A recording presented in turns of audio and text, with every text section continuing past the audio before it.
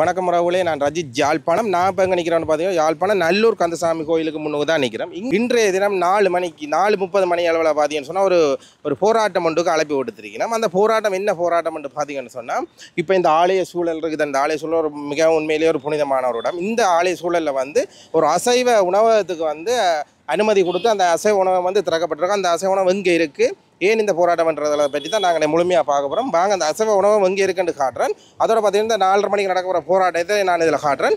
மறக்காமல் இந்த காணொலி பற்றிய கருத்துக்களை மறக்காமல் தெரிவிங்க. போராட்டம் என்ன மாதிரி நடக்க போகுது, என்ன விதமான கோஷங்கள் எழுப்ப போயினா, என்ன மாதிரியான நடவடிக்கை எடுக்க போகிறேன் நாங்கள் காட்டப்போகிறோம். இந்த காணொலி பற்றி கருத்துக்களை மறக்காமல் கமெண்ட்டில் தெரிவிங்க. ஓகே, வாங்க வீடியோக்குள்ளே போகலாம். யாழ்ப்பாணம் மாணவர் சபைக்கு முன்னுக்கு தான் நிற்கிறோம். சரி தானே? யாழ்ப்பாணம் மாணவர் சபையிலேருந்து அந்த கஃபே எங்கே இருக்குன்னு பார்த்தீங்கன்னு சொன்னால் முன்னுக்கே இருக்குது பாருங்கள். இந்த கஃபேக்கு எதிராக தான் பார்த்தீங்கன்னு சொன்னால் இன்றைக்கு 4:30 மணிக்கு பார்த்தீங்கன்னா பாருங்கள் முன்னுக்கே தான் இருக்குது. சரி தானே? இப்போ கிட்டத்தட்ட இதுலேருந்து ஒரு 150 மீட்டரும் வராது. என்ன பண்ணுறது, ஒரு 150-200 மீட்டருக்குள்ளே இருக்கிற கோயில் அனுமதி கொடுத்துருக்கேன். இந்த அனுமதிக்கு எதிர்த்து தான் இன்றைக்கு 4:30 மணிக்கு இந்த போராட்டம் நடைபெற போது. ஓகே, வாங்க இந்த போராட்டம் பற்றிய முழுமையான காணொலியை பார்க்கலாம். அசைவ உணவகத்தை, அது மாட்டிறைச்சி விற்பதை நல்லூரான் காலடியிலே அனுமதித்தது மிகப்பெரிய ஒரு சைவ துரோகம், சிவ துரோகம், இந்த குக துரோகம். அவர்கள் ஒரு நாளும் நல்லா இருக்க விடாது. சிவன் சொத்து குலநாசம் என்பது போல குகத்துரோகம் சிவன் குலநாசம் என்பதை அவர் உணர்ந்து கொள்ள வேண்டும். தயவு செய்து என்ன அழுத்தங்களுக்கு பயந்து அல்லது எதுக்காகத்தான் அனுமதி கொடுத்திருந்தாலும் தயவு செய்து இந்த மாட்டு கடைக்கான, இது ஒரு சாப்பாட்டு கடைன்னு சொல்லல, மாட்டிறைச்சி கடைக்கான அனுமதியை நீக்குமாறு தயவு செய்து கேட்டுக்கொள்ளும். நகர் பகுதியை, நாவாந்திர பகுதி, டவுன் ஆண்டிய பகுதியை பார்த்தீங்கன்னா இந்த வரி விதிப்புக்கும் வேலை செயற்பாடுகளுக்கும் சம்பந்தம் இல்லாமல் இருக்குது. அப்படியே அடிப்படையில் மாணவர் சபை மிகப்பெரிய தவறுகளை செய்து கொண்டிருக்கு. இது அதிகாரிகளிட பிள்ளைக்கும் அதிகாரிகளுக்கு அப்பால இவர்களை தூண்டிக் கொண்டிருக்கிறவர்கள் புராண கலாச்சாரத்தை எடுத்து எம்புகின்ற ஒரு திருத்தலமாக நல்லூர் கந்தசாமி கோயில் இருக்கின்றது. அந்த வகையிலே அந்த திடீரென்று பார்த்தீங்கன்னா போலீஸ் ஜீப் எல்லாம் கொண்டு விட்டுட்டாங்க பாருங்க. என்ன நடக்க போகணும் தெரியல. தரிசனத்தை எல்லாம் நாங்கள் செய்கின்றோம் என்று சொன்னால் அந்த எங்களின் மேலான அந்த கலாச்சாரத்தை நாங்கள் பேணி பாதுகாக்கின்ற அந்த புனிதத்திலும் புனிதமாக நாங்கள் பார்க்கின்ற இந்த நல்லூர் கந்தசுவாமி ஆலய பகுதியிலே எங்கள் சைவ மக்கள் தினமும் வழிபடுகின்ற காலடிபடுகின்ற இந்த மண்ணிலே அசைவமான ஒரு கடையை உருவாக்குவதற்கு எங்கள் சைவத்தமிழ் மக்களாகிய அந்த உத்தியோகத்தர்களாக இருக்கக்கூடிய யாழ் மாநகர சபையிலே நிர்வாக அதிகாரிகளாக இருக்கின்றவர்கள் எதற்காக இந்த அனுமதியை கொடுத்து அந்த கடை உரிமையாளருக்கு அசைவ உணவை நடாத்துவதற்கு அனுமதி கொடுத்தார்கள் என்பதை அவர்கள் இந்த இடத்திலே நேரடியாக பதில் சொல்ல வேண்டும்.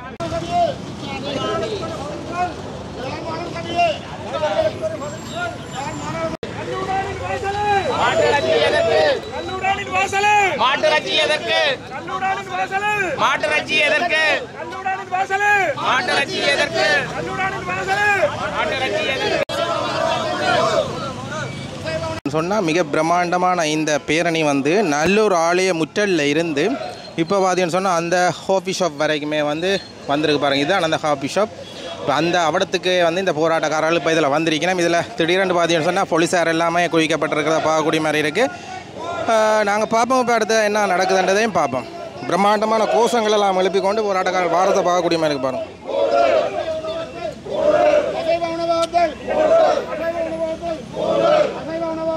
இதான் பார்த்தீங்கன்னு சொன்னால் அந்த காஃபி ஷாப் பார்த்தீங்கன்னு சொன்னால் இதான் இதுக்கு முன்னுக்கு தான் இந்த போராட்டம் நடைபெற்று கொண்டிருக்கு பாருங்க. கலாச்சார பூமியில்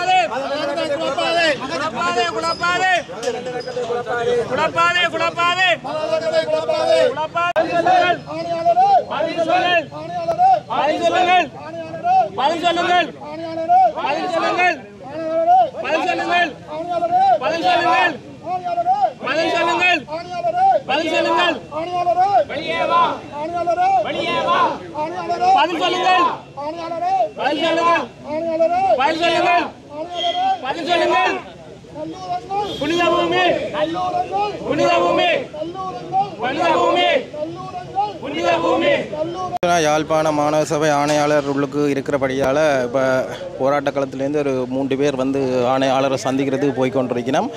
இன்னும் முடிவு வருதுன்றதை நாங்கள் பார்ப்போம், பொறுத்திருந்தோம். புராண கலாச்சாரத்தை எடுத்து எம்புகின்ற ஒரு திருத்தலமாக நல்லூர் கந்தசுவாமி கோயில் இருக்கின்றது. அந்த வகையிலே அந்த திருக்கோயிலை சுற்று வட்டாரத்தினுடைய புனிதத்தன்மையை பாதுகாக்க வேண்டிய கடமைப்பாடு ஒவ்வொருவருக்கும் இருக்கின்றது.